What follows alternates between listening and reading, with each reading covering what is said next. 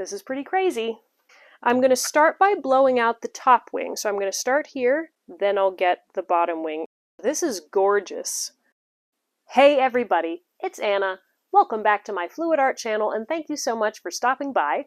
Today I'm doing another collaboration with Claire Calvert and Nate Bright. This is our third little trio collaboration this year, and it's been really fun because with three of us doing it, with each collaboration that we do, one of us picks the theme, one of us picks the technique, and one of us picks the colors. So this is the third time. It was my turn to pick the technique. We're doing butterflies, my favorite. Nate picked the technique, which is Dutch pour, and Claire picked the color scheme, which, can you guess? It's rainbow. Her channel is Rainbow Acrylics by Claire, so no surprise there. And I like to do realistic looking butterflies. Like this is a real butterfly. Most of the butterflies that I paint, I model after actual species of butterfly because I think they're the prettiest. So I wanted to do a real butterfly. And when the color scheme is rainbow, there's only really one butterfly or moth that fits, and that is the Sunset Moth. These things are so pretty. They're super shimmery and metallic, and they've got these crazy tails. And it pretty much is a full rainbow, but it's mostly black, green, red, orange, yellow. So for the blue and the purple, I'm going to do the background in those colors. So I really do have the full rainbow represented. The background is going to be a straight pour. So I've got some different blues and purples. So this is my purple. This is gray purple. This is my blue, which is ultramarine blue. Then I have a pearlized deep blue, so that's a metallic blue. And then this ultramarine blue, I also lightened it up. So I have sort of a lighter blue, and I did not realize how much the ultramarine blue was going to kind of turn purple when I lightened it, because the gray purple is very similar. So I added some other blues to this to make it not quite so purple. And then we've got some white also. So it should be a fairly subtle, not tons of contrast. I just wanted it to be kind of interesting and a nice blue and purple peaceful background. And then these ones over here, as I was mixing up the ultramarine blue and then adding more white and more white and more white, I was like, I have too much to fit in the cup, so I kept dumping it over into these other cups. So this is kind of like a mid-level in between the darker and the lighter, and I'm going to put that in the middle to kind of pour the rest of my colors down into. But yeah, this is an 18 by 24 inch canvas, so it's pretty big. I thought about going with a really big canvas, but I thought I should probably keep it a little bit more manageable for today. So I'm going to paint the background, let it dry, and then I'll add a stencil, and we'll do the Dutch pour Sunset Moth. But I think that's all the details. Let's make a painting.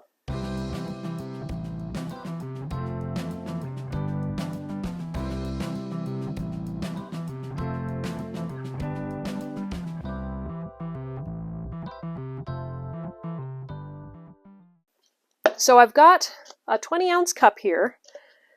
For a canvas this size, I think I need about 27 ounces. That's 1 ounce per 4 by 4 square, every 16 square inches, which usually works pretty well for me. Because I have some paint here that I'm going to start in the center with, I think the 20-ounce cup is going to be enough probably. So I'm just going to start layering it up with my colors. My paints are all mixed for this layer. They're mixed with Floetrol, about 2 parts Floetrol to 1 part paint. And then I add water until they're kind of a medium consistency. So it flows nicely, but it does leave a bit of a mound. It's not real thin, but it definitely flows well. Should be thin enough to give some cells, but also thick enough that it's not going to be super duper reactive. And as I layer it, I'm not going to be super careful to like stack the colors really neatly because I do want them to blend. Just adding small amounts of each, kind of one at a time. I wish my purple was a little bit more purple, but it'll be all right. The whole thing looks blue and purple as it is. It's going to be interesting to see how this pours out, because my colors are relatively dark. Yeah, we'll call that good for now. And then here in the middle,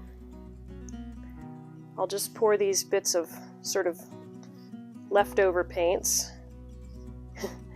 This cup is one of the lighter, it's like a sky blue that I added to this lighter blue because I was like, it's too purple, I need to make it more blue, so I just started throwing random blue colors into it. Okay, so there's that, and then I'll put some here along the corners to make it easier to have those get covered.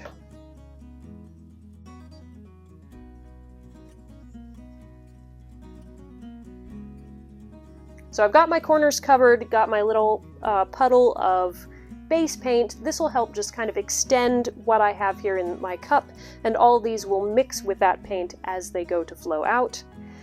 So I'm going to just do a nice, simple straight pour. I may move the cup up and down a little bit just to change kind of the pattern of cells coming out, but it's not going to be a wandering straight pour.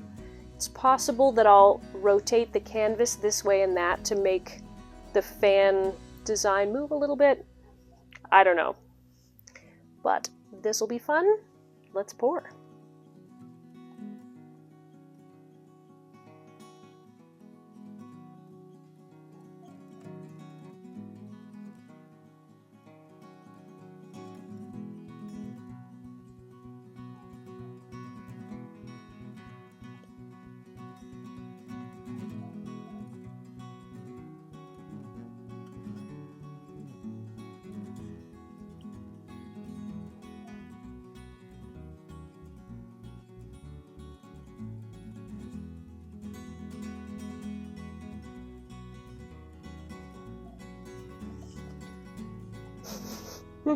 I got one little drip, but you can't really see it. Oh, that's pretty.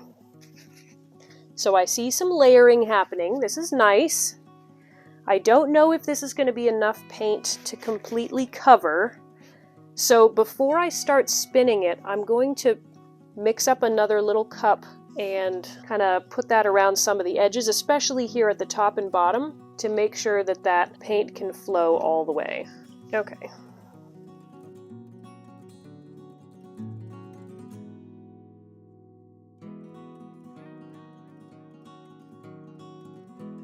All right, I think a lot of that will probably spin off, but it'll help to cover the, the longer sections of the canvas. And because I didn't just pour it on in ribbons, it is a more interesting and dynamic pattern, and I think it'll blend better with what we have in the middle. Before I spin, I'm going to torch it, pop some of these air bubbles to create some cells.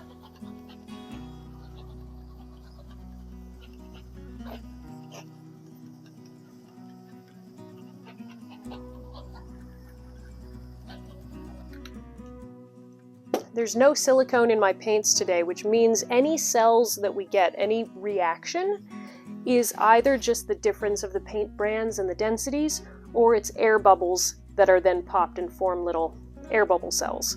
So it looks like I've got a lot of good reaction. I'm going to give this a gentle spin to start to stretch it. Actually, let's get this centered a bit more. There we go. Okay. Now let's stretch.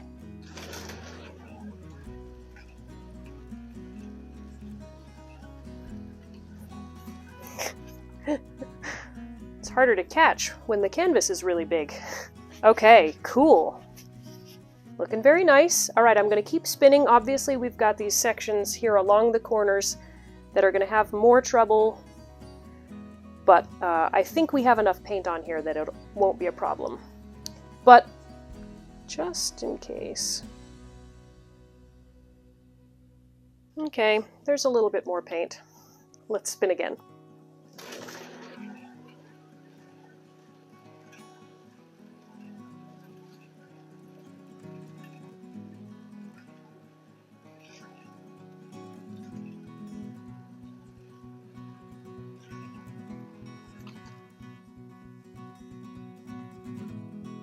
Cool. Okay, so we're getting really close. That side is almost completely covered. It's interesting how it's formed almost a diagonal oval, which I like. I'm gonna rotate it this way a bit. so that more of the paint that goes this way will flow to this corner.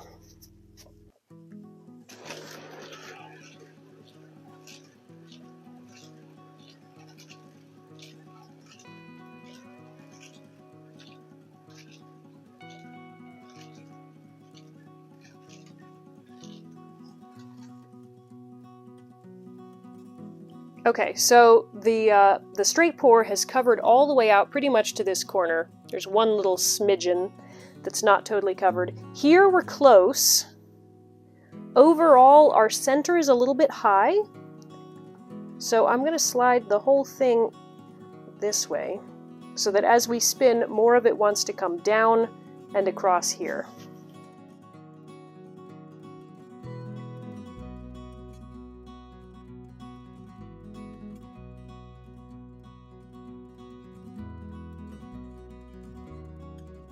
We're almost there. I want this color to mostly cover that brighter blue, so I'm going to keep spinning even though I could just use my finger and cover that. I don't like this. So gonna spin it one, maybe two more times.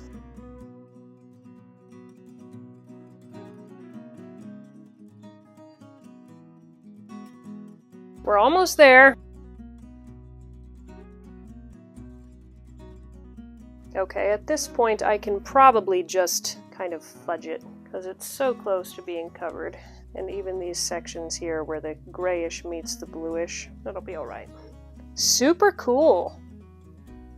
Yeah, this is really interesting. I'll have to see how this looks when it's dry, because this darker band, that's the metallic. So I don't know whether that'll be distracting and whether we want to see that or whether that should be kind of hiding under the butterfly. I'm going to torch it one more time. But yeah, I like this a lot. It's peaceful and there's a little bit of contrast, but there's not tons of contrast. There's just nice layers. I think it'll work well for a butterfly to be kind of sitting on. So let me give you a close-up. Man, this thing is so big. I can't get high enough to give you a close-up or to show you the whole thing. But here is what those layers look like. So that dark blue is going to be metallic. Can't really see the metallic at this point. But we have some nice cell reaction, but not so many cells that it's distracting. It's just a nice kind of peaceful level. So there's the corner where I blended it a little with my finger. Nice layers. It's a really pleasant kind of bluish, grayish, purplish color.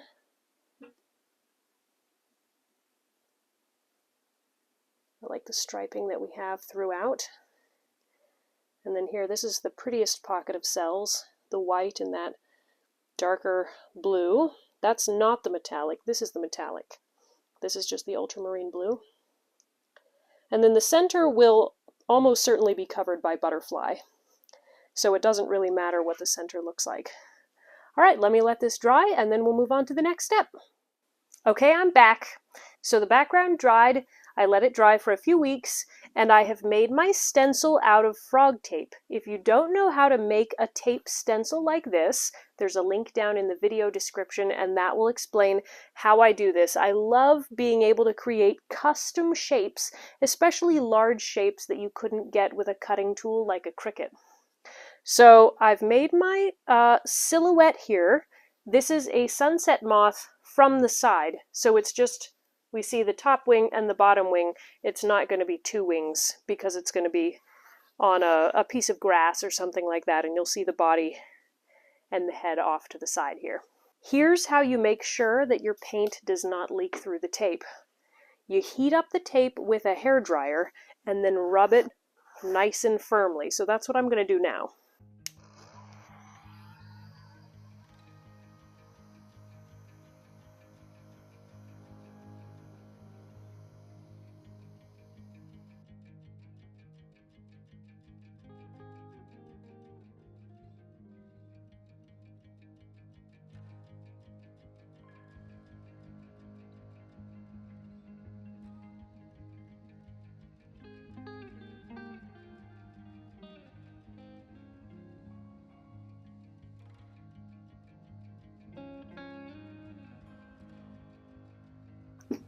Okay, so now the edge of that tape is nicely stuck to the paint.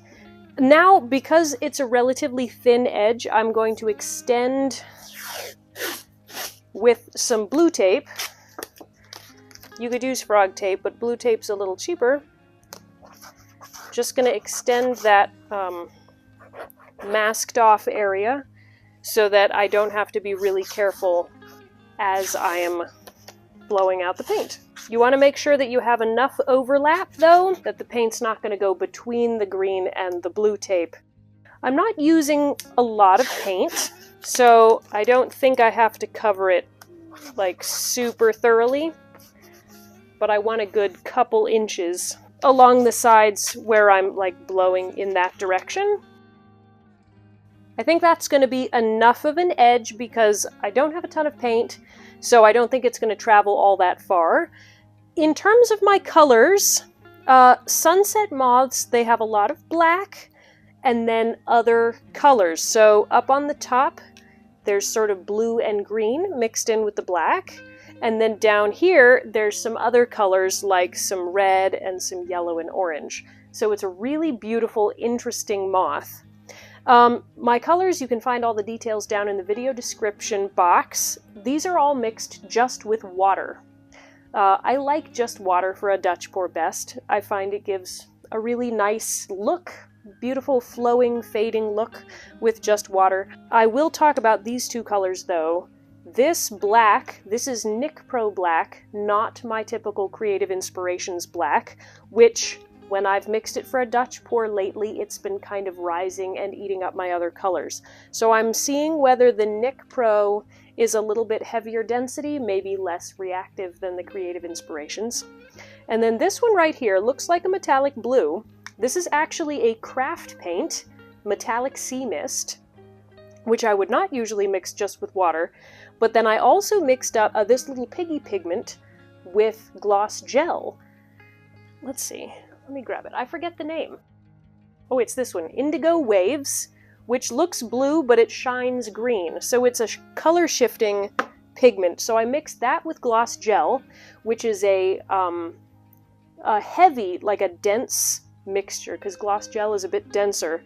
And the craft paint, the sea mist, is a lighter density paint. So by mixing the two of those together, I'm hoping that I've made this beautiful kind of metallic blue to green paint that's not too dense or too light. So we'll see how that works out. But let's go ahead and start putting these paints on the canvas. So there are two wings represented here. There's the top wing and there's the bottom wing. And the bottom wing, because we're looking at the underside of the wing, it's going to be up sort of slightly above the top wing. But the top wing is mostly black and bluish green. So I don't want huge pockets of black all over the place.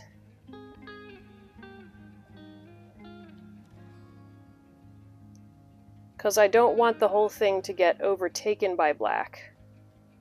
But it does have a lot of black in it.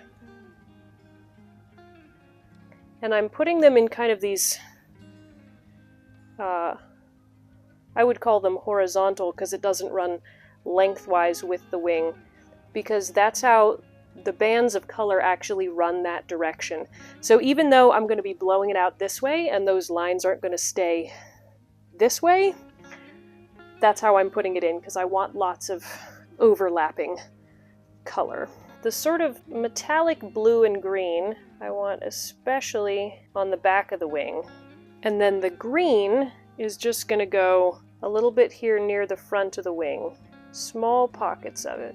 I do want a bit of pearlescence up here, especially near the tip of the wing. Maybe we'll come in at the end with a little bit more black. But for the bottom wing, it also has black kind of everywhere, but the black is mostly up here at the start and then down near the tails. So I'm going to put my black up here, begin again down here, because this is where I want the black to pick back up again. So we have more green up here in the front, both this solid green and some of that metallic blue-green, because I want that throughout. Put some of that up here on the top wing also, because I don't want it to just be the solid green. But then after that green section here, it turns into some gold out on this side. I am looking at a reference while I'm doing this. I don't have all of this memorized. But yeah, gold. And then down below it's a little darker, so I'm going to use the copper. And a bit of the deep yellow, that up here with the gold also. And then a pocket of magenta right here, kind of in the middle. So this is going to be a very interesting blowout to see how do these colors all blend. I'm going to add a little bit more black here around the edge, just to make sure that there's something here along the edge. And down here in the tails. Because the tails are mostly black, but they actually have a white border around them, which I think I'm going to brush paint on afterwards, instead of trying to achieve that with the liquid paint. I think that's going to be too hard. But I will take some of the pearlescence and add that here along the back edge, because I'd love to have some of that sparkly white showing up in there. This is a crazy pattern of colors. I'm not positive that I have enough paint on here, so I'm going to add just a little bit more black here between the wings to make sure. I don't want to have so much black that it dominates all the other colors, but I also want to make sure that there's enough paint on the canvas that everything can flow nicely, especially here along the edges. This is pretty crazy. I'm going to start by blowing out the top wing. So I'm going to start here and blow this direction, and then once that's done, then I'll get the bottom wing and curl it around this way.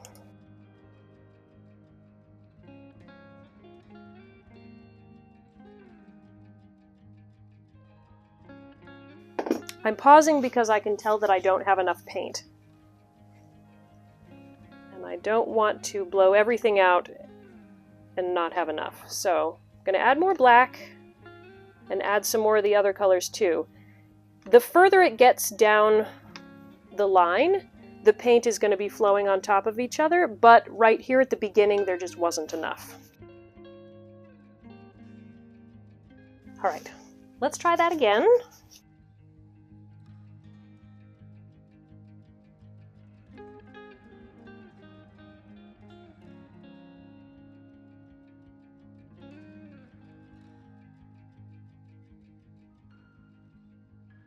Well, never mind, there wasn't quite enough paint to keep extending on back. Let's see if we can finish this. It's looking pretty. I've got lots of jagged edges up here from where I didn't have enough paint to flow nicely. So I gotta figure out what to do with that. I like it overall. I think what I'm gonna do is I'm gonna layer on more paint on top. Now that I've got a good base layer, then I'll blow out from there. So I'm gonna add more of that blue, a little bit more of the green, and then a little bit more black just to start. Let's try this again. Because I want to make sure that I have the top wing right before I move to the bottom wing.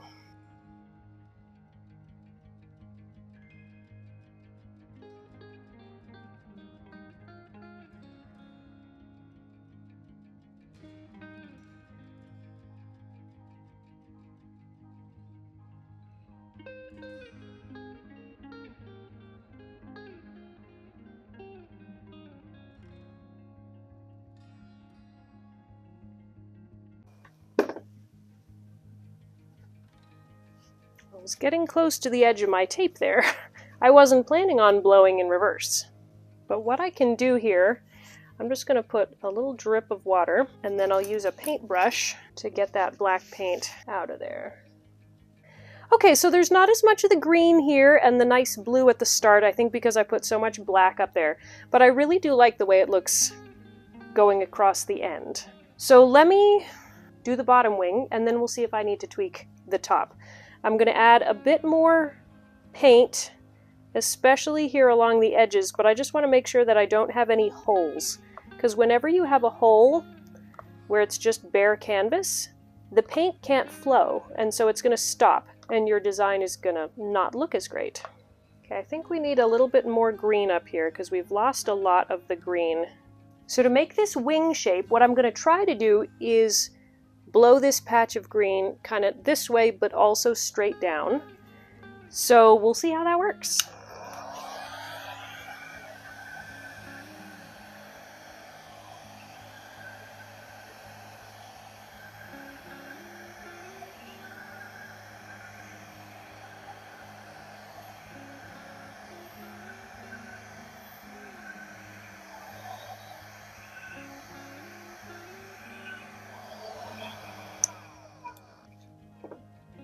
So this is gorgeous.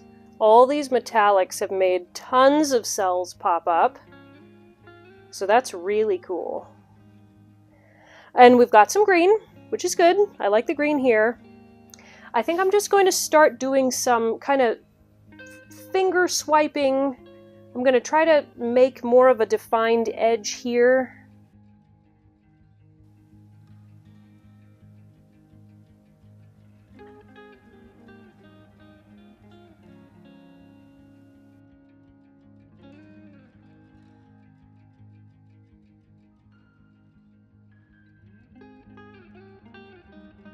Okay, I think if I actually blow sort of underneath the black, I can pull up more of this green paint here.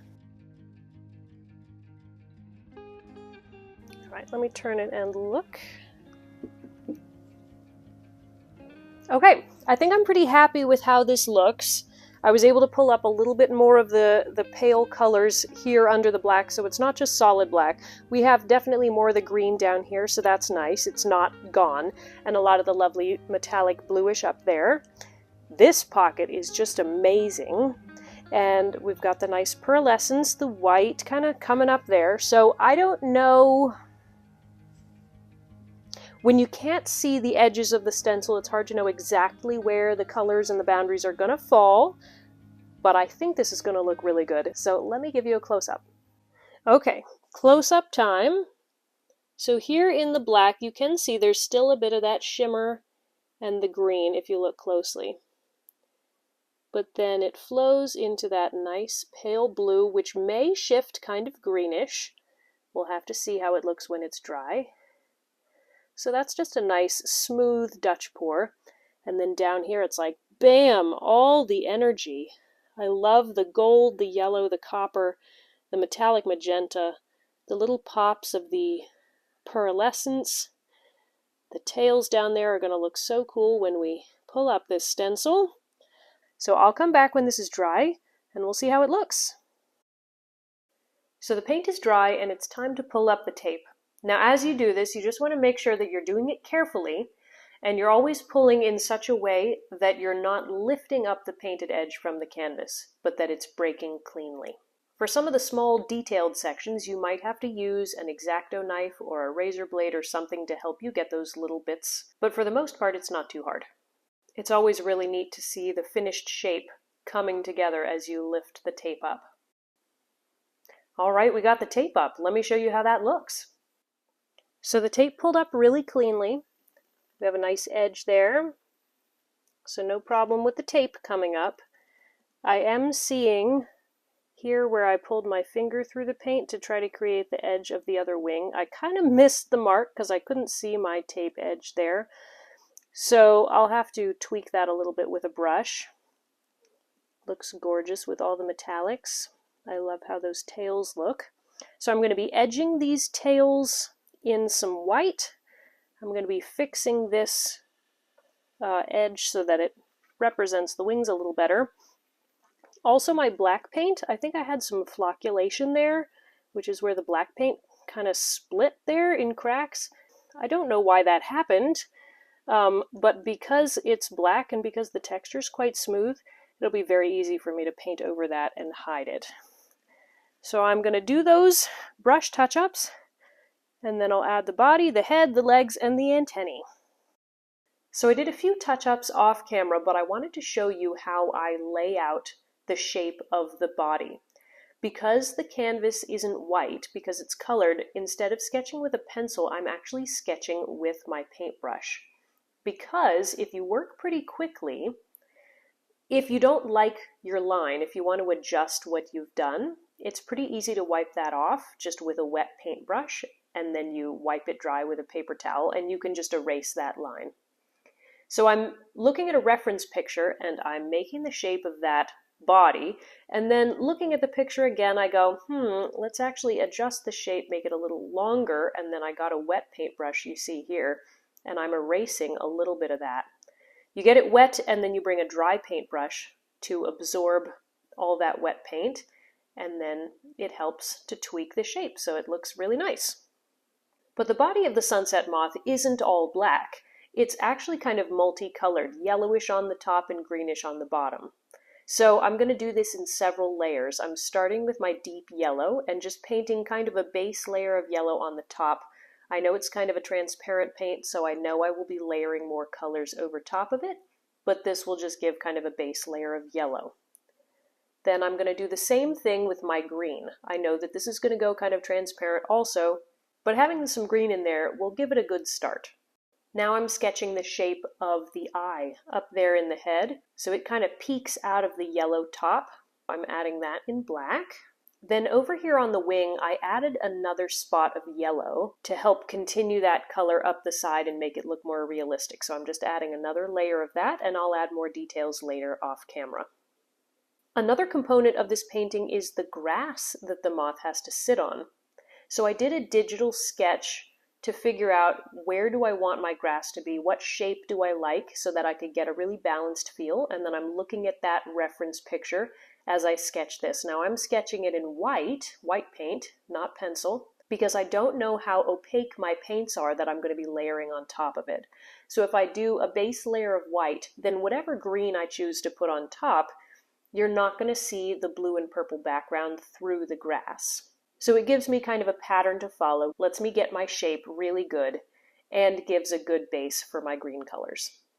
So as I'm sketching this, I have an idea of what I think it'll look like, but then when I step back and look at it, I go, no, I want it to extend a little bit further out. So I do the same kind of erasing. I stretch it out further, and I use a wet paintbrush to tweak my lines and erase part of the section that I didn't like.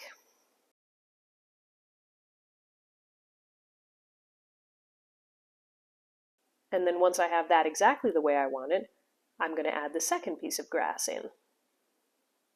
I ended up painting the green parts of the grass off camera, and it's just as well that I didn't film it because it took me a long time to get it right, but I'm very happy with how they turned out.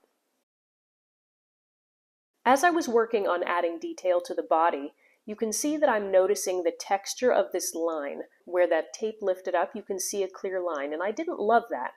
So what I did was first I tried using some just straight tube paint to add some extra texture because the moth body is kind of furry like that. It looked great when it was wet. As it dried, the texture disappeared a bit. So I did the same thing with some gloss gel, which holds its shape really, really well. And so that just added a little bit of subtle texture to help hide that straight line right in the middle of the moth. Here I'm adding some final details to the moth body, just adding little brush strokes with some more of the yellow to make it look a little bit more furry and blended and realistic. On the body I used the deep yellow, the metallic copper, and metallic gold. That was the yellow section. And then on the green I used two different shades of green and the metallic bluish green that I used in the wings. All the colors that I used in the moth body were either the paints that I had used in the wings or the colors that I had used in the grass, which ties the entire painting together. Now comes the fun part, guys. I get to add the legs. So once again, I'm not using a pencil to sketch, though if you have a light colored background, that's a good way to start. I'm sketching with my black paintbrush, just kind of getting the basic line and then fleshing it out. It's really fun to make the jointed legs. Again, I'm looking at a reference picture. I'm not doing this by memory, but it's just so cute and it really brings the whole thing to life when it has its legs. So the sunset moth has 3 pairs of legs. So I'm doing the bottom one, and then the top one, and then the middle one. And once I had those all laid out the way that I liked it, then I added the legs on the other side, which just kind of mirrored the first side. Last things to do, paint on the antennae, add some details around the eye, and then it's time to show you the finished piece. Alright guys, it's all done. Oh, I'm so happy with it! Which is saying something, because there were a couple points during the making of this when I wasn't sure that I was really going to like the outcome, but I do. Alright, so let's start with the body. Oh, look at that cute little head and the antennae. Nice texturing that I did there with the brushwork, and there's some metallics in the body. Nice texture there. And then the legs, I don't know, something about adding those last few details really makes it come to life. So then with this bottom wing, I had that white edge, and then I continued the line all the way across the top of the wing, which really helps set it apart from the top wing, makes it clear that we're looking at two wings. And then on the top wing, I also added some edging around that because it was kind of receding into the background and you couldn't see it very well. But on the top wing, it's metallic white, so it shines really brightly from certain angles, and then it's less noticeable from other angles. So I kind of like that. So then the grass, oh my goodness guys, this grass took me so long to make. Because first I painted it and I got all the lines looking great, but the green was too bright. So then I lightened it up, but then it was too pastel. So then I added some olive, and it was like, I just kept tweaking, and finally I really like the color and pattern of that. But yeah, overall, I like how the grass over here balances kind of the heavier pattern up there. So overall, the entire thing looks very balanced and happy, and I love it a lot. Thank you guys for joining me for this Sunset Moth creation video. I hope it inspired you to try something new, and to keep persevering even when you're not quite sure how your vision is going to turn out. Be sure to watch Claire's video and Nate's video. I'm sure they'll create some really interesting butterflies as well. I can't wait to see you all in the next video. Bye guys!